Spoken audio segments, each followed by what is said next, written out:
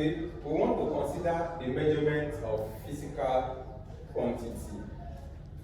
You see, first and foremost, let's consider the measurement of length. Length is actually the distance between 2 points, and the standard or SI unit for length is meter.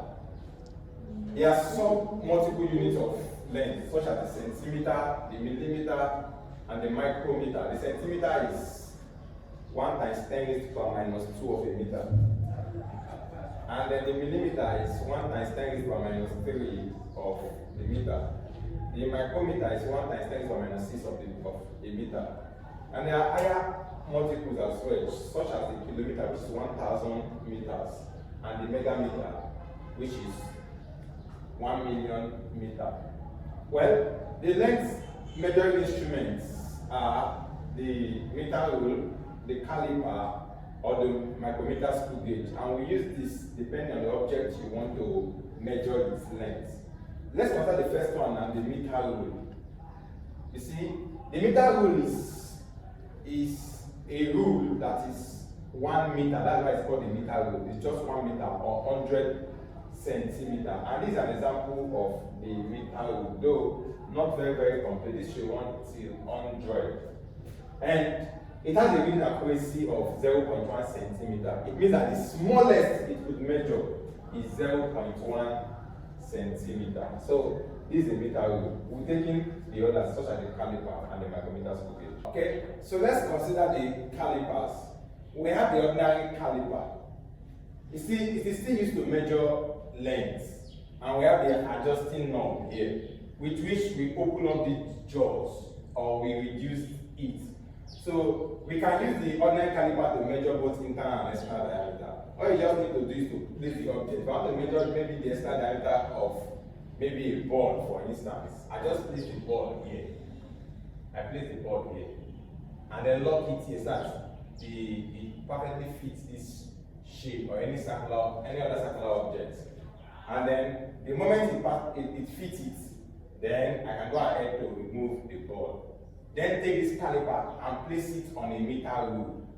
So the length it shows on the meter rule is the external diameter of this ball. So that's that for the ordinary caliper. And then we have the Vernier caliper, so you can see here.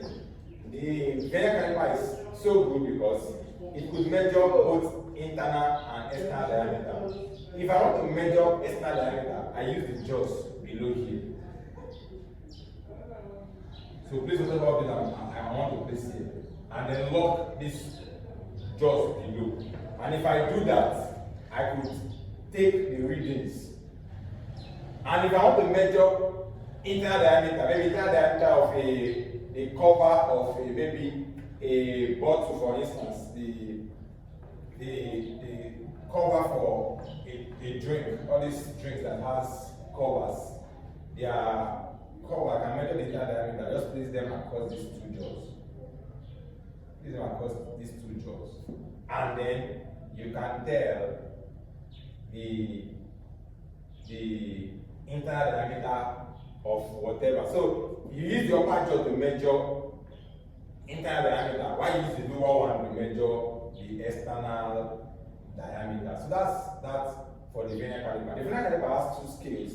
It has the main scale and it has the Vernier scale. So, and all of these are combined together when taking reading, and I will show you how we do that. I'm going to show you how we do that actually. So that's the Vernier caliper, and it has a reading accuracy of 0.01 centimeter, meaning that that's the smallest it could measure. The smallest measurement it could take is the reading accuracy or measurement accuracy. Now, what are the uses of the Vernier caliper? 1, it is used to measure the external diameter of pipes. 2, to measure the internal diameter of a pipe or hollow tube. It's used to measure the depth of hollow. Sorry, this is a mistake. The depth of hollow objects like tubes, and then it is used to measure the thickness of disc. So let's see how we take reading on a Vernier caliper. This is a good reading on a Vernier caliper now. You see, let me say I put an object here now. And so there's a reading on the main scale, there's a reading on the Vernier scale. You'll probably see it well, that will have brought it out. So whatever you can see up here is the main scale, and whatever you can see beneath here is the vernier scale. And so on the main scale, before meeting this vernier scale, what can we see here? We can see 7 and we can see 8. This is 7 and this is 7.1, 7.2, 7.3, 7.4, 7.5, 7.6, 7.7, 7.8, 7.9, and then 8. But before we see this vernier scale, what was the last one we can see? It is 7.4. But this is 7, 7.1, 7.2, 7.3, 7.4. This is the last one we saw. This one is the last one we saw before this vernier scale. So on the main scale now, the reading is 7.4 centimeter. Now, on the vernier scale now, how do we take reading on the vernier scale? We check which of this reading coincide, meaning that the reading meets with that of the main scale. Like, I mean, if you see this now, this line here does not coincide with any one up. If you check this line, it doesn't coincide with any one up. It stays in between these two lines. If you check this third one, it doesn't coincide. But if you look at this line here, it coincides with one up here. They both meet. On that place, the that's the reading you take on the vernier. So you see that this is 1, this is 2, this is 3, this is 4, this is 5, this is 6, this is 7. So it is the 7th one that meets. So you're going to say that would be 0.07. So this would be 0.07. If it's the 9th one that meets, it will be 0.09. So 2 cannot meet. Only one will meet. And the only one that meets is the 7th one. That way it's 0.07 centimeters. And so now we add. So this will be 7.47 centimeters. So this is how we take reading on the vernier caliper. You see your main scale reading and you see your vernier scale reading, and you add them up together. So that's that about the vernier caliper. Let us see the micrometer screw gauge. Okay? And so this is the micrometer screw gauge.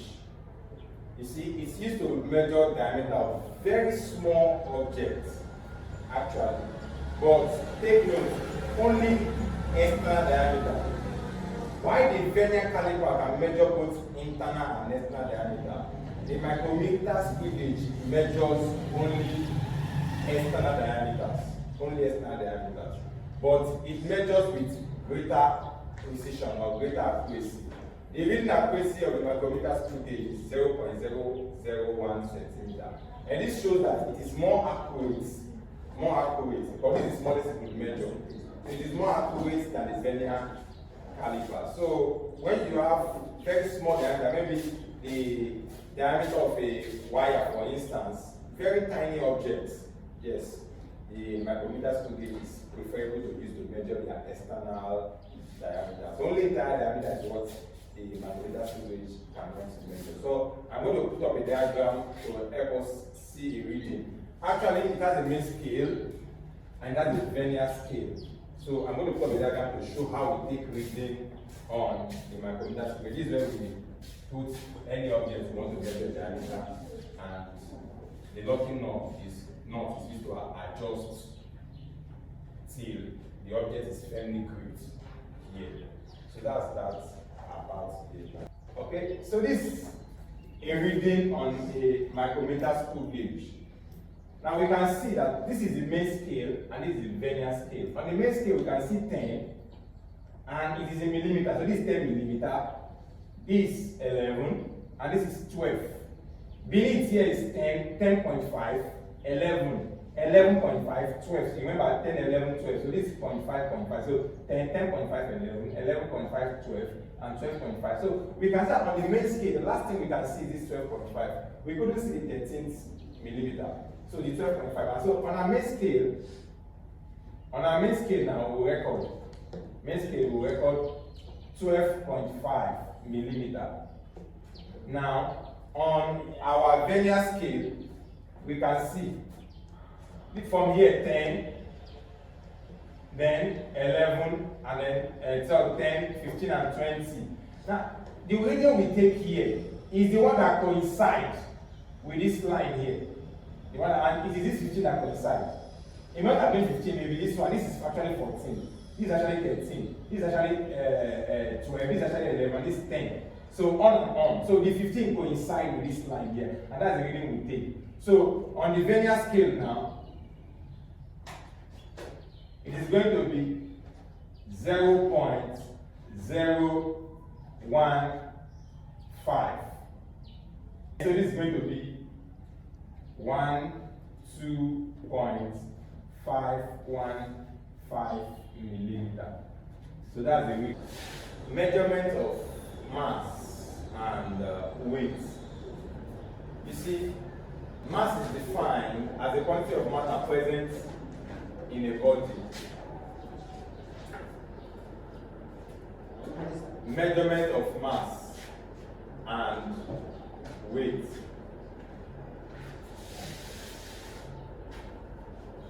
Measurement of mass and weight. You see, mass is the quantity of matter present in a body. It happens to be one of the fundamental quantities, and it's a scalar quantity as well. You see, the instrument used to measure mass is the chemical balance or the beam balance. It works based on the principle of moment.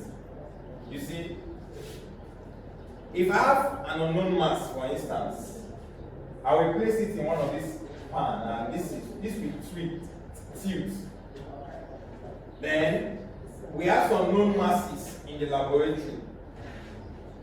We try to place those known masses in this other pan so that these two pans can lie horizontally.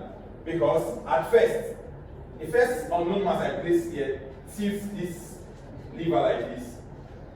And then I need to put known masses here so that it balances horizontally. At the point it balances, whatever known mass I have used here, if it's a mass of 5 grams I used here, then have it in mind that the unknown mass is at 5 grams. If the known mass I use here is 50 grams, then have it in mind that the unknown mass you place here is 50 grams. So whatever known mass you place here is whatever known mass you place here is what the unknown mass is. And the same thing is what the chemical balance is also used for. Put an object here of unknown mass and put another one of known mass here until it's balanced actually. And that's why they are called balance. You see, it's called balance because a known mass is used to balance an unknown mass. So that's that about mass. It's important that mass is measured in kilograms. That's the SI unit for mass. So let's look at the measurement of weight. Weight is defined as a force which attracts every object towards the center of the earth. It is the product of mass and acceleration due to gravity. The weight is mass and acceleration to the gravity. So M, where M is mass and G is acceleration to the gravity. Weight is a derived quantity and also a vector quantity. It is measured in Newton actually. So weight can be measured by the help of the spring balance. So if this is spring balance, an object can be placed on this hook, and that stretches the spring, and then we can take the readings here. So this is a spring balance. Spring balance. So that's what we use in measuring weight of an object. Now, differences between mass and weight. One, mass is an amount of matter in the body. The weight is the force which attracts every object towards the center of the earth. Mass is constant everywhere, but weight varies from place to place. Mass is the scalar quantity, while weight is the vector quantity. Mass is measured in kilogram, while weight is measured in Newton. Measurement of time. Time is that which distinguishes events, and the unit of time is second. Time is usually measured with the aid of a stopwatch. You can use walk clock and all that too, but for experiments, it's preferable to use a stopwatch, and the reading accuracy of the stopwatch is about 0.1 second. So that's that about time. You must have seen a stopwatch before. Now, measurement of volume. Volume is a measure of the amount of space occupied by matter and the standard unit of volume is cubic meter or meter cube. And so, if we are measuring the volume of regular objects, for instance, maybe a cube, say it is the length, cube of the length, that is length times length times length. If you are measuring the volume of a cuboid, it is length times breadth times height. If you are measuring the volume of a cylinder, it is 2 pi r square h. Sorry, not 2 pi r square, pi r square h, sorry. That's the volume of a cylinder. If you are measuring the volume of a cone, it is 1 over 3, sorry, mistake, 1 over 3 pi r square h. If you are measuring the volume of a sphere, it is 4 over 3 pi r cube. So that's that about for regular objects. So regular object that has regular shape, that you can know the length, breadth, radius, and all that.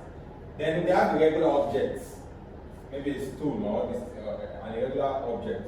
So for a regular object, actually, there are processes by which you measure it. You just have to have maybe a cylinder now, and you pour water into this cylinder. Let's say the volume of water in the cylinder is 50 cm cube, and then you quickly take a regular solid object and place it into this. As you place it inside here now, the level of water will rise up. So let's say the new volume of water becomes 70. Then you take the difference. The difference of the two volumes, the new volume and the initial volume, is 70 minus 50, gives you that 20. That 20 cm cube is the volume of the regular object you place inside. That's what these procedures actually say. And lastly is the volume of liquids. For liquids, actually, you measure their volume using a measuring cylinder. So that's that about measuring.